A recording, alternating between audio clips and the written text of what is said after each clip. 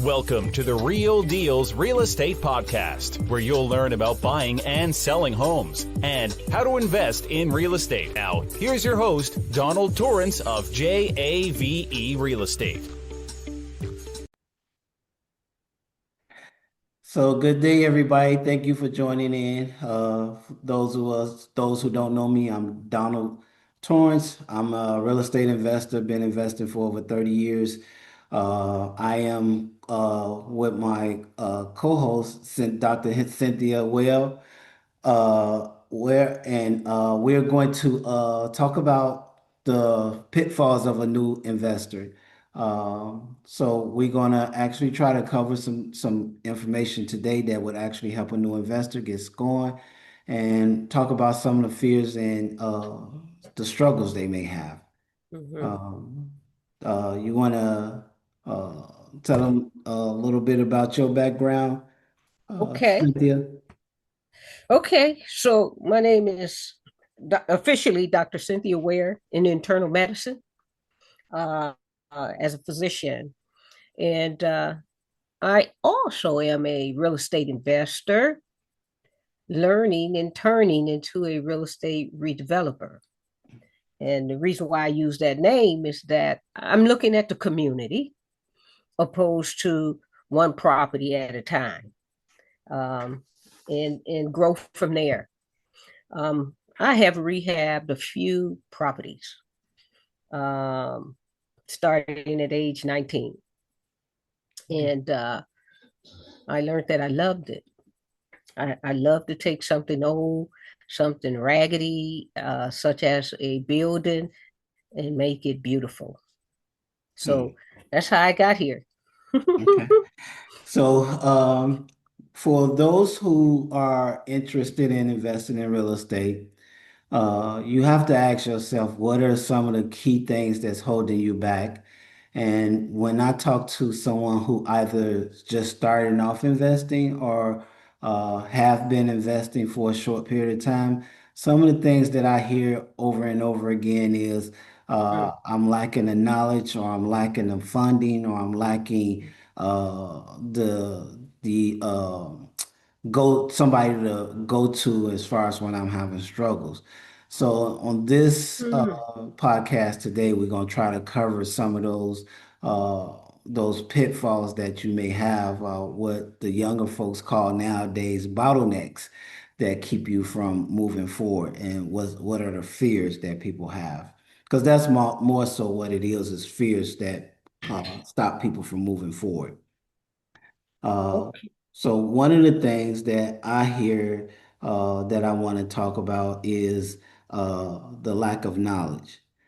So there is a lot of YouTube information out, but the YouTube information can get you in trouble because it's limited to the amount of information that you're going to hear or get. And it's Or only need an introduction to that information. What do you think? or need, Yeah, right? It yeah. it may give them the middle and not the beginning of Mhm. starting on the project, or it Right. may give them the beginning but not the end, right? Correct. And Correct. so that's where you need that consultation. But Hmm. when you said that, lack the knowledge or the person or the mentor to go to, Hmm. what came to my mind was trusted consultation, Mm. because that's That's important. that's deep, yeah. Because you can go to somebody that's because you got a lot of influencers that's on social media that people follow. And a lot of times they don't give you the meat and potatoes. They string you along with and just drizzle a little gravy on your potatoes, and that's not all you want. So Hmm. you absolutely right. And it has to be somebody that they resonate with, that they feel comfortable with to Hmm. actually follow. Uh, I agree with that. I agree with that. But to shortcut that would, to me, would be to start off with someone with experience. mhm, If they let you coattail with them, if because I mean, you can't fly the same wing lift or place that they're swinging if they got the most experience. But is there someone you can resonate with or connect with that can say, come on, Yeah. Now, follow me. yeah. Now, most of the time when people have that thought of I want to go to somebody and see what I can learn from them, it can't be a take situation. You should actually bring that person a deal or do something that show that you're actually involved with the Mm-hmm. process. Mm-hmm. So if you brought them a deal and say, hey, look, I got this single family home, this homeowner is losing it, or whatever the case may be, however you got the deal, you bring it to them and say, can we do this deal together? You showed me that you out trying to bring deals to the table. Now you just need somebody to help guide you through it. Mm-hmm. That's more approachable for me to actually say, okay, yeah, you done brought this deal. Now I can work with you. Let's get it done. The numbers make sense. We'll probably make $20,000 a piece or something like that, but we can make something together. And you also in that learning process by doing a deal. You brought something to the Yeah, table. I like that. That's some good information for. Well, I'm gonna throw another caveat on that Mhm. from my own experience, Hmm. and that is draft up something to what you all are doing. Do not Absolutely. do not do it with a handshake. Do not do it trusting his experience, because I got bit. Mhm. I got I got my fingers kind of, oops, let me back it up. I lost some money. I lost some money trusting the individual. And I should have been able to trust them. Right. So you learn you he got me for a little chunk, Yeah. but it could have been a big chunk. Yeah. I could have been in that whole situation for a minute, and he got me for a real nice chunk. And I don't think I would have walked away as kind of like, you're Mhm. not the business type that anyone need to do business with, because he Right. steals people. Right. And on that part, because when I started off in 95 investing, my thing was I started off with people that I grew up with that I knew. Mm-hmm. But we didn't put anything in writing. What your responsibilities are, what my responsibilities are, and what happens if you don't meet your obligations. What happens if we something fall between the cracks? You gotta spell all that out. And Mm-hmm. because we didn't, we had a lot of things that happened. One person was going to the bank account taking draws out. We didn't know it until we needed funds. The other one wasn't showing up to come work on the properties because we was all trying to.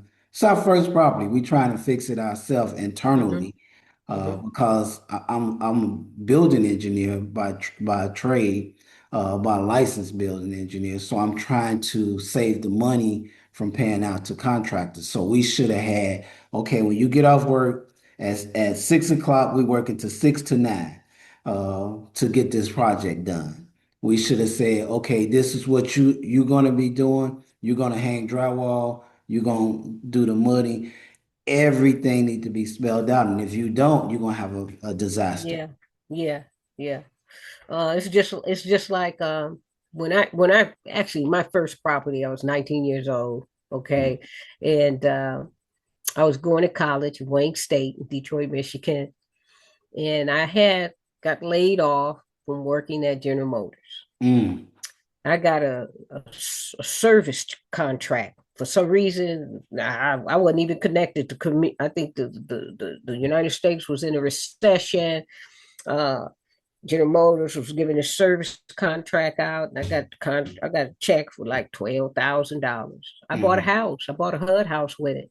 Oh, okay.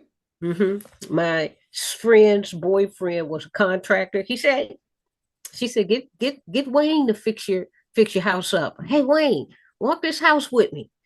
You fix this house up for me? And then Mm. Wayne said, what you want done here? What you want done here? What you want done here? Just told me how much money it cost, and I gave him the money. Next thing you know, in 3 months, I had a house I could live in free. Oh, wow. It Okay. wasn't free, but I didn't have rent and mortgage. Yeah. And I went to college. Yeah. So, so that's an important piece. Make sure you find somebody who you can resonate with, and make sure if you do find that person that you guys put together some type of agreement and it's spelled Mm-hmm. out what each person's role is. Mm-hmm. That's an important part. That's how you can start getting some free education. One other way is to find a mentor that if you have the funds to actually pay for it, pay somebody for mentorship. Absolutely. Yeah. But that can come at a high price.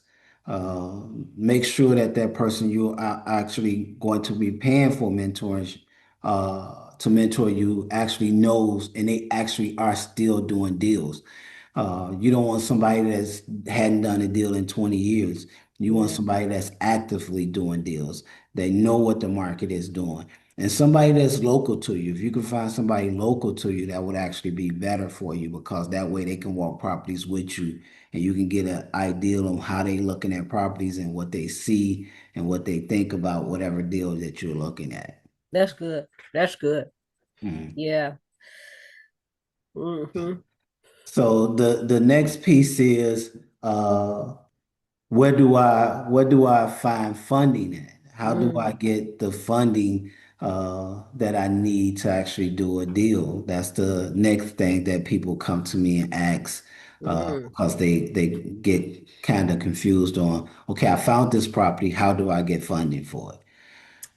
So some of the things that one of the ways that I like to do deals is that I look at every deal as if I'm broke.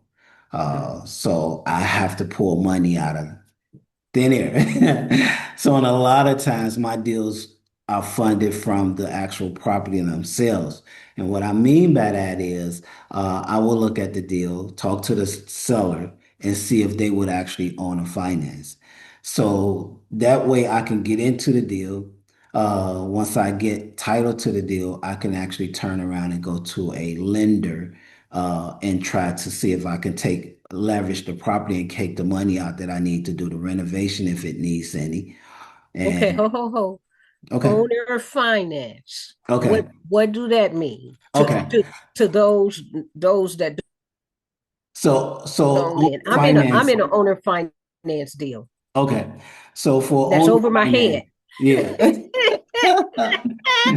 It's instead of me going to a bank, a traditional bank or anything like that to get funding to actually pay the lend to pay the seller out, I'm actually asking the seller to become the bank. So what they're doing, if I take a property that they agree to take $100,000 for, they say, okay, I will hold the financing for it, meaning that you're making the payments to that owner for that $100,000 until you can refinance it or you can sell a property. So then at that time, that's when they get paid out. But you may wind up negotiating some monthly payments. Payment on that 100,000 may be $1,000 a month. It may be pushed all the way to the end. You might not make a payment for 6 months. Whatever you can negotiate with that seller to actually get your payments pushed out because you don't have the funds right now. So you asking the seller, okay, I will take this property. I will give you the $100,000. You collect the payments that we're gonna accrue over 6 months. So in 6 months, you got 6 months of payments that's accruing until you can actually pay them out. And So so that's that sixth payment is ongoing while you're rehabbing the property, correct. while you take over the property, and he has nothing else more to do with the property. Correct. Okay. So, and at that time, when you decide to sell or refinance, the seller would get these payments that's due to him plus his $100,000. So that's how I like to structure my deals Mm-hmm. for me to actually get into them with no money. Okay. So when Uh, you told me that, I think you had to tell me that about 3 times because it's like, what do you mean? You purchased property without no finances, no yeah. payments and so forth. So Mhm. that is not the typical way people finance property, but it's a lot of people trying to learn how to do it because there's a popular guru that Mm. teaches it to the top, right? Okay. That's the only way they pick up property almost. Mm. Yesterday, I was tagged on a Facebook post. I was in a expensive mentorship. 2018, I went in. I wouldn't recommend no one to go in it, Mm-hmm. but there's a camaraderie membership following. So I was tagged, Mm. and so this threesome is developing a fund, a lending fund, Mm-hmm. and they tagged me. And so one of the gentlemen that I know used to, I'm gonna say he still lends independently, but he Mm-hmm. is a hard money lender. Okay. And so it was the first time I heard him say, the first time I heard him say what it takes to get a loan. Mm. First time I heard him say good credit. Okay. That's above 7.0 or higher. Mm. Second thing he said was experience. That was the first time I ever heard him say that. Right. And the third one, gosh bless, it's slipping my mind right now, but it's going to come to me. It was experience. I believe it was the analyst, the analyzing of the property. The numbers had to make sense. That's a lot. Right. That is a lot for a beginner to have at his fingertips to do the first job. Right. So having a mentor really, really helps them get through it. Yeah.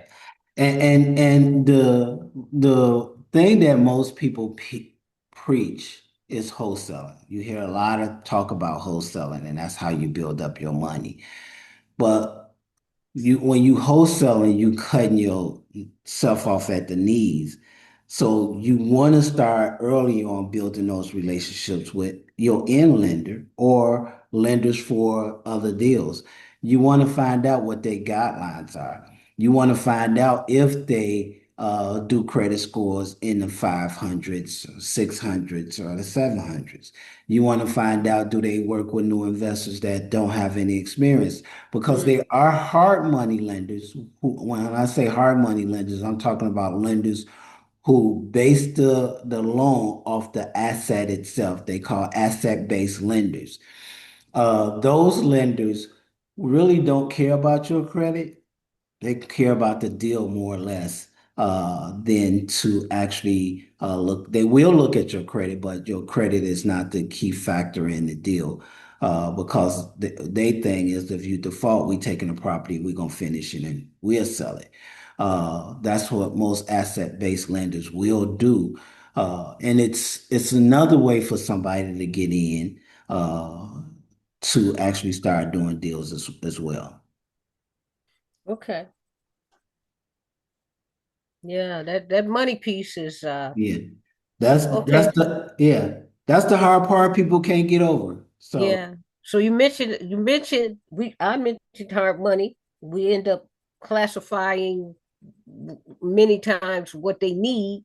So mhm, that next one is that private lender, that yes. private money lender Hmm. who many times don't have the knowledge to do a rehab or renovation, but may have an interest in double digit returns. Hmm.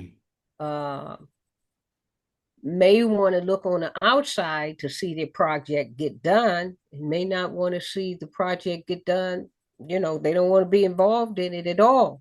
They just Right. at the end, did I make $25,000? Right. In 6 months or in Hmm. in 9 months or in one year, right? Hmm.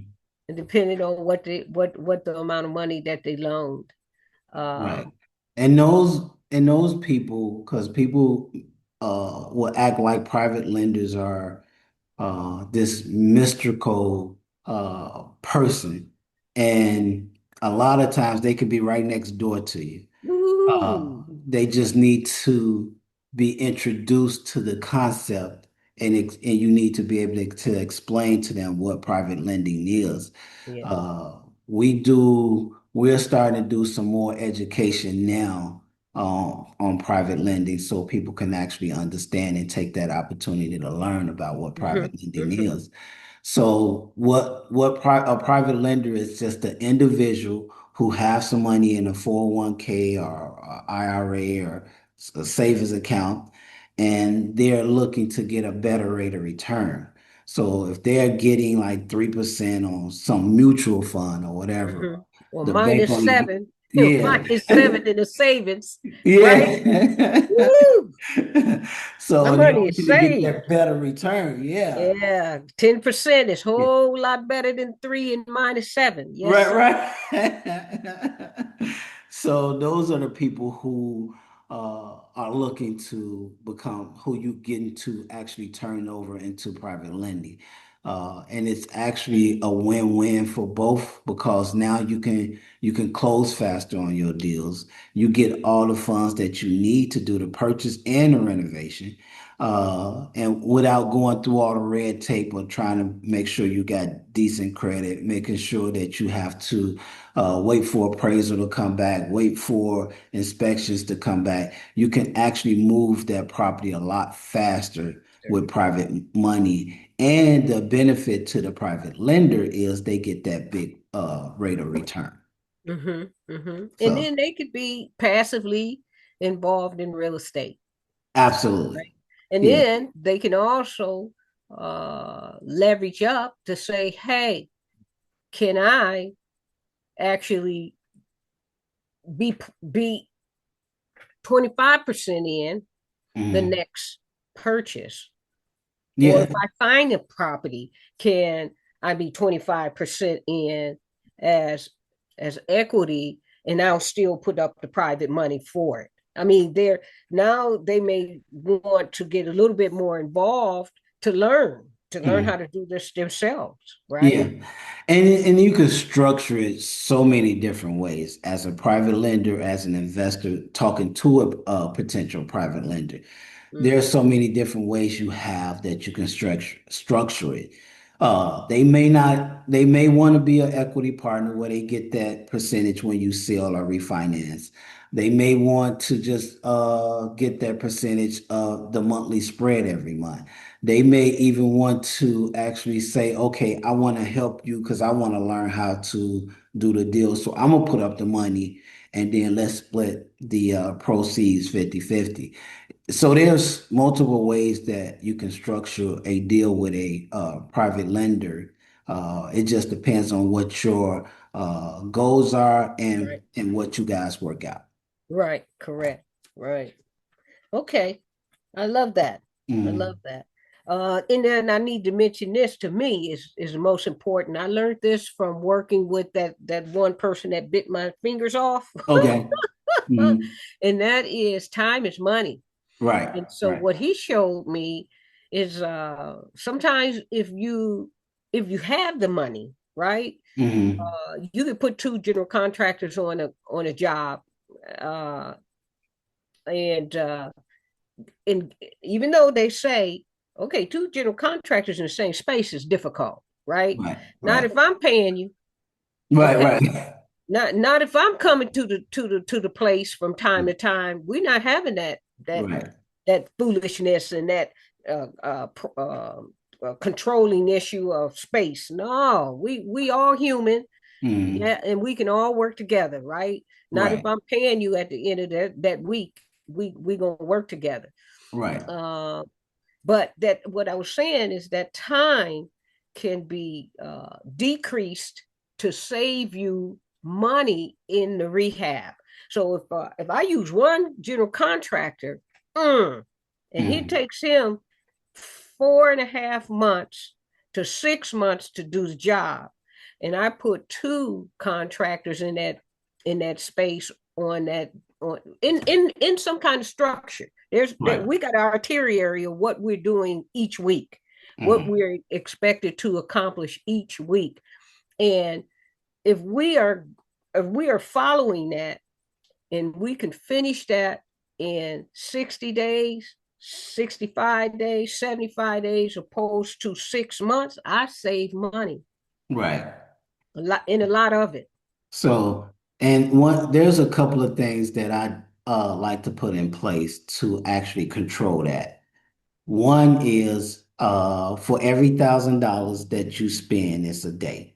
So Mm, if you got a $60,000 budget for a renovation, you know it should take you 60 days to finish that renovation. mm-hmm. I also put in the agreement with the contractor for every day that you pass 60 days, I'm deducting 250 per day. That like because they know that 250 can add up pretty quick. So they actually work to actually get the job done a lot faster. If they finish 45 days, there's an incentive that I might give you an additional $2,500 for finishing before time.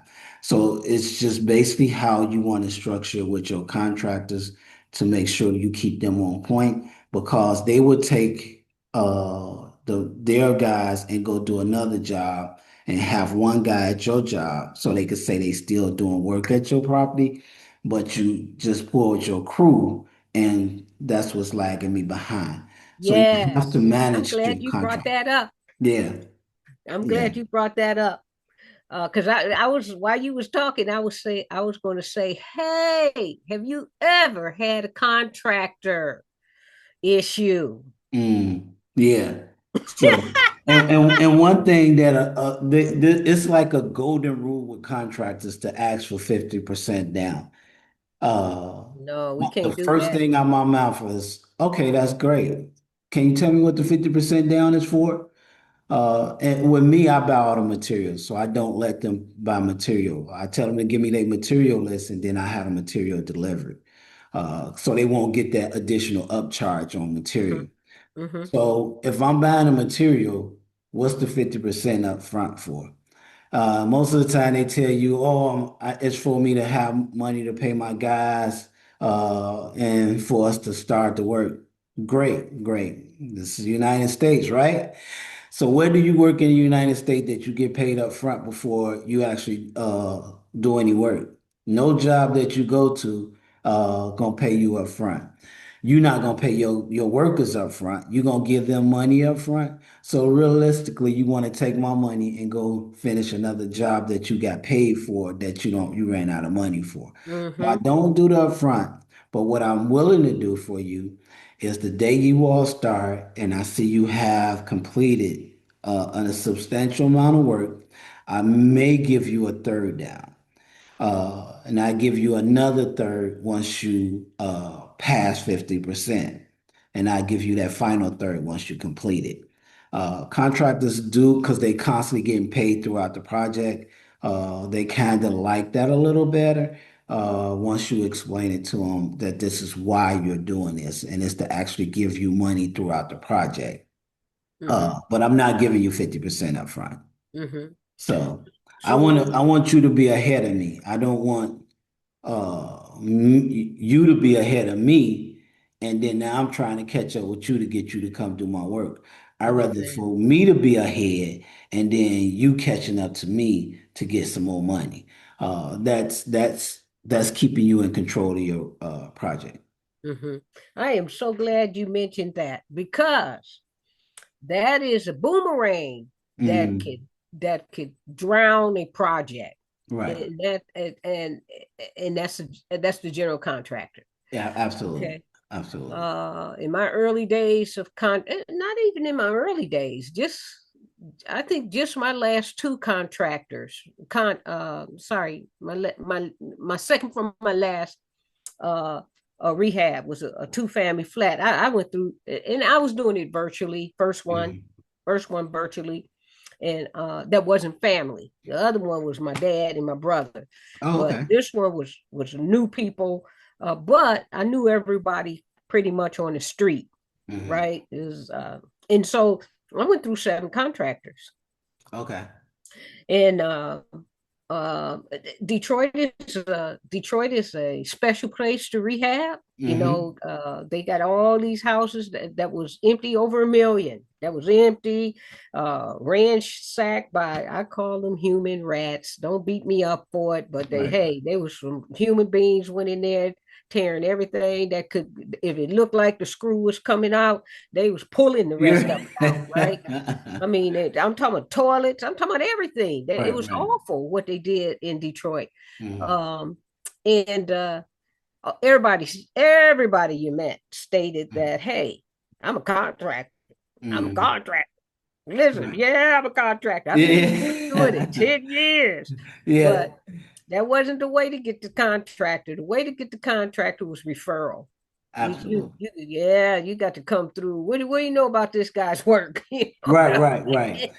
I And, mean? So and I I went tell to, people too, because people look at say, oh, I saw some pictures of their work. They do good work.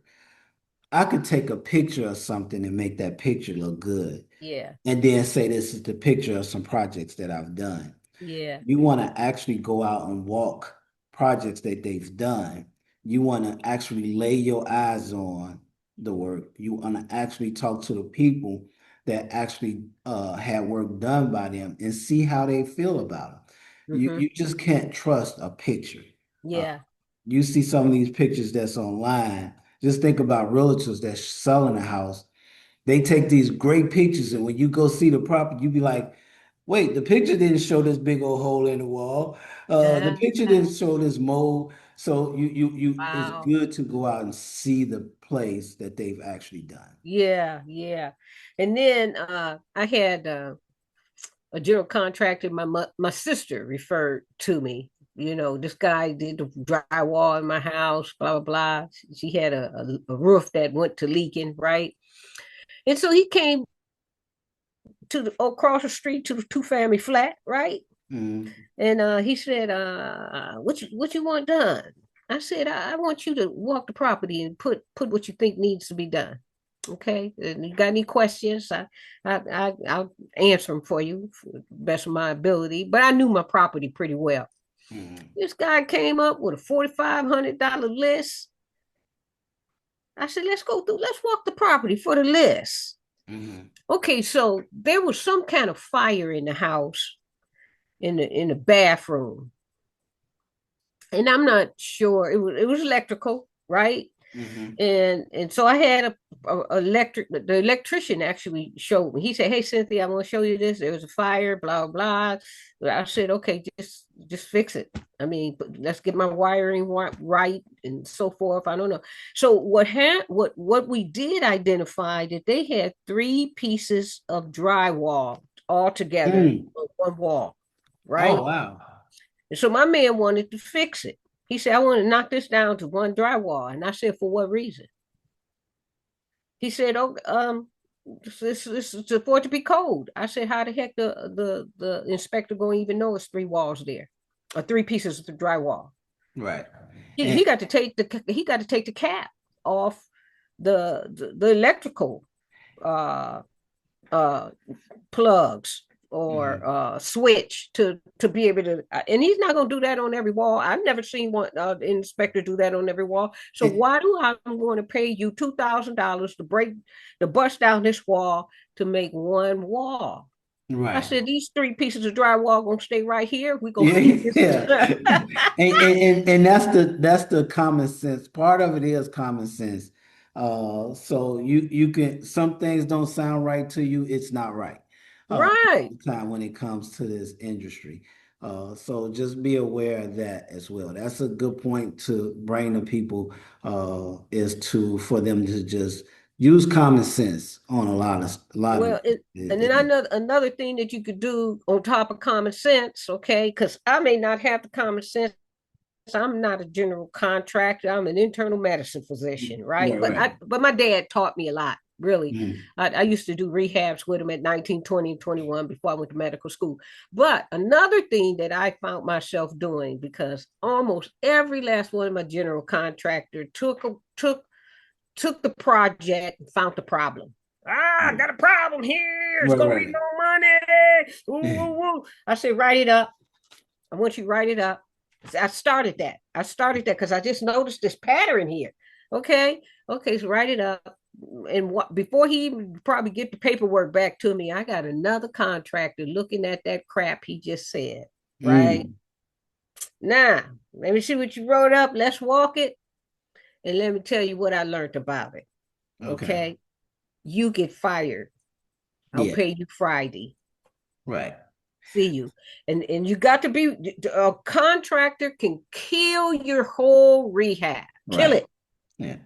So I got a question for you. Do Sure. you sign a contract with the contractor before the work? Absolutely.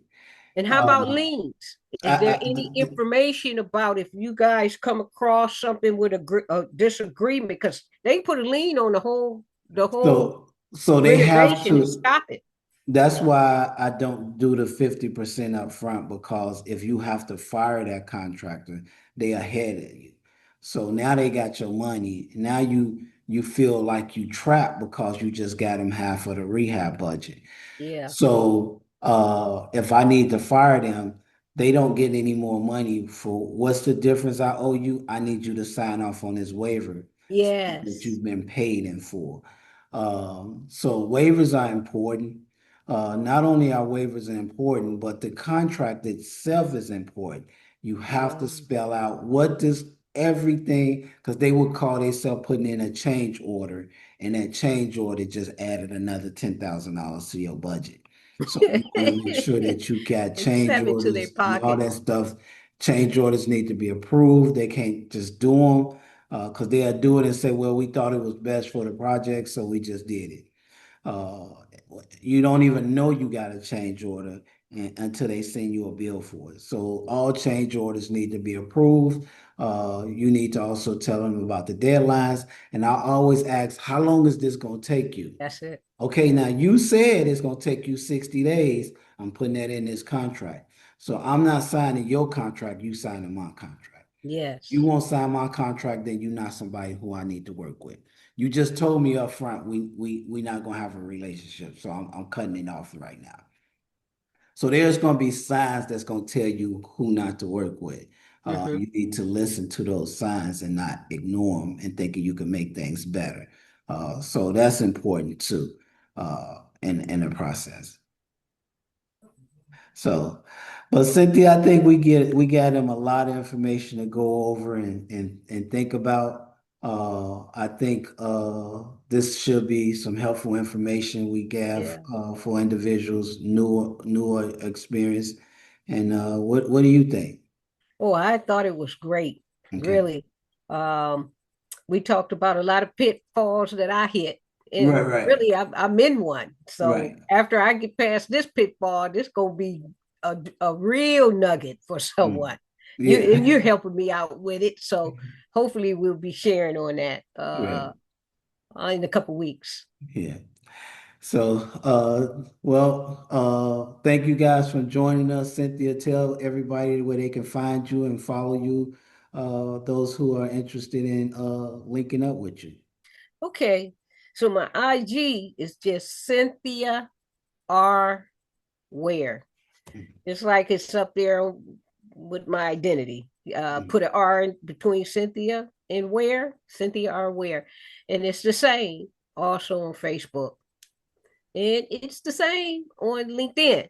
But that's not really the preferred place right now. Uh, I very seldom go on LinkedIn, but I'm going to improve going on LinkedIn. I'm on a platform that's showing us how to communicate better on LinkedIn.